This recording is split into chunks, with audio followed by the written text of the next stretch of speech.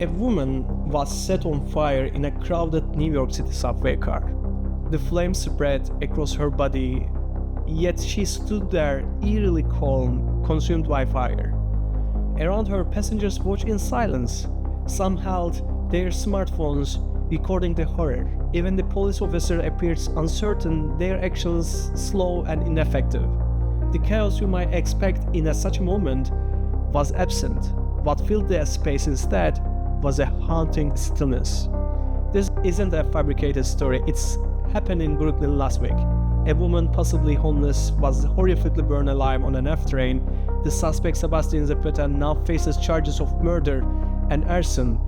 But the most chilling part of this tragedy wasn't just the act itself, it was the collective silence of the witnesses, frozen as the unthinkable unfolded. This shocking incident forces us to confront an uncomfortable truth about human behavior, our tendency to freeze in moments of crisis. Why do we fail to act when someone's life is at stake? And more importantly, can this behavior be changed? Today on My Matter, we are uncovering the science behind this phenomenon, the bystander effect, and exploring how we can break free from its grip.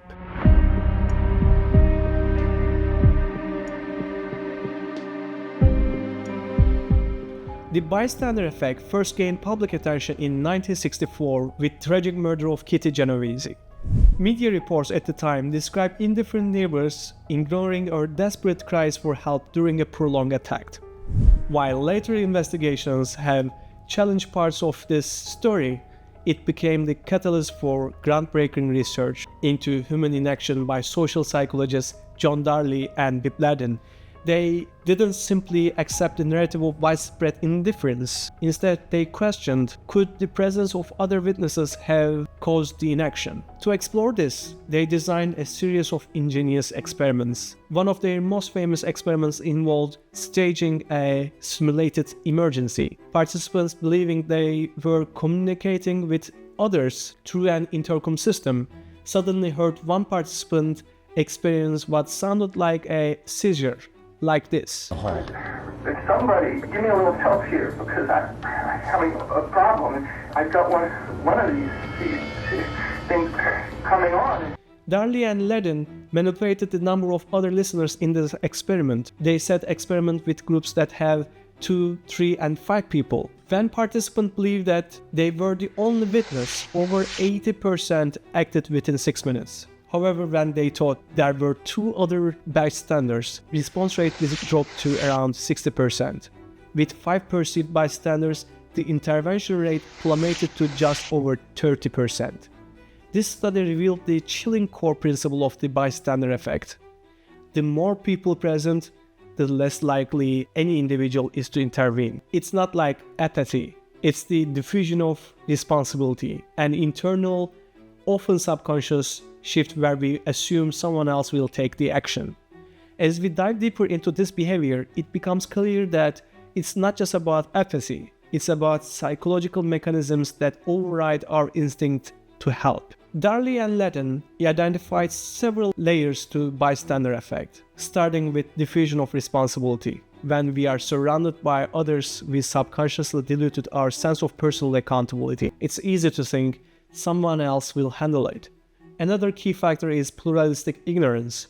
In ambiguous situations, we look to others for cues on how to react. If no one else appears alarmed, we might conclude that this situation isn't actually an emergency, even if our gut tells us the otherwise. Ladin and Darley demonstrated this with a smoke-filled room experiment. Participants who were alone in a room quickly reported smoke seeping in. However, those who were with confederates instructed to ignore the smoke often remained seated, seemingly unconcerned, mirroring the apparent nonchalance of the others. They later explained that they adopted the seriousness of the situation because no one else seemed worried. This is pluralistic ignorance. We privately believe something is wrong, but publicly conform to inaction of the group, reinforcing a shared misconception of normalcy. Then there is the fear of personal harm. Stepping in to help someone in distress often feels like stepping into danger yourself, whether it's the possibility of physical injury, retaliation, or even legal consequences. The risks can seem overwhelming. Your brain, hardwired for self-preservation, can push you to freeze or retreat rather than intervene. This instinct isn't just a whisper, it can be a roar, drowning out any urge to act. And finally, evaluation apprehension, the fear of being judged. This isn't just a minor hesitation, it's a paralyzing force. Imagine acting to help only to realize you have completely misread the situation. What if your actions backfire? What if you are ridiculed, blamed, or humiliated? This fear can weigh so heavily that it silences even the strongest moral impulses, stopping you in your tracks when action is most needed. These psychological barriers might seem insurmountable, but understanding them is the first step toward overcoming them. The overall big question is, can we overcome the bystander effect? The answer is, shortly, yes, but it requires awareness and effort. Recent research reveals something fascinating. Let's look at this graph. At first, it seems grim. When bystanders are passive, the likelihood of others helping drops dramatically, as shown by the negative bar.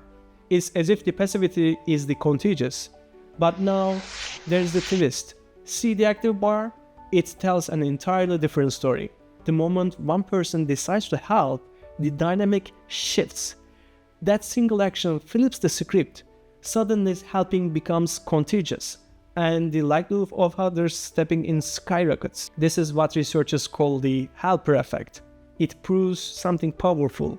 Action isn't just an individual choice, it's a signal to others, breaking through the collective uncertainty that often holds people back. Imagine this is a real-life situation. A crowd stands frozen, unsure of what to do. Then one person steps forward, maybe offering aid, calling for help, or just taking charge. That one act becomes the spark that moves everyone else. The cycle of inaction can begin to break with a simple shift in mindset. Reminding yourself that you are responsible and that hesitation is natural but surmountable can be transformative. Often, all it takes is one person to act decisively to inspire others to follow. Researchers suggest that visible leadership in crisis significantly increases the likelihood of collective action. If you step up, others are likely to join you. Sometimes, simply being the first to call 911 or managing others to set a plan can break the spell of collective inaction. By educating ourselves and fostering a culture of responsibility, we can transform hesitation into hope. This principle extends far beyond emergencies. Think about the changes you want to see in your community, your workplace, or society at large. Whether it's standing up against workplace harassment, addressing environmental concerns, or fighting social injustice, the same psychology applies. Change often stalls not because people don't care, but because everyone is waiting for someone else to take the first step. Remember, movements don't start with crowds, they start with individuals who dare to act first. Martin Luther King Jr. didn't march alone.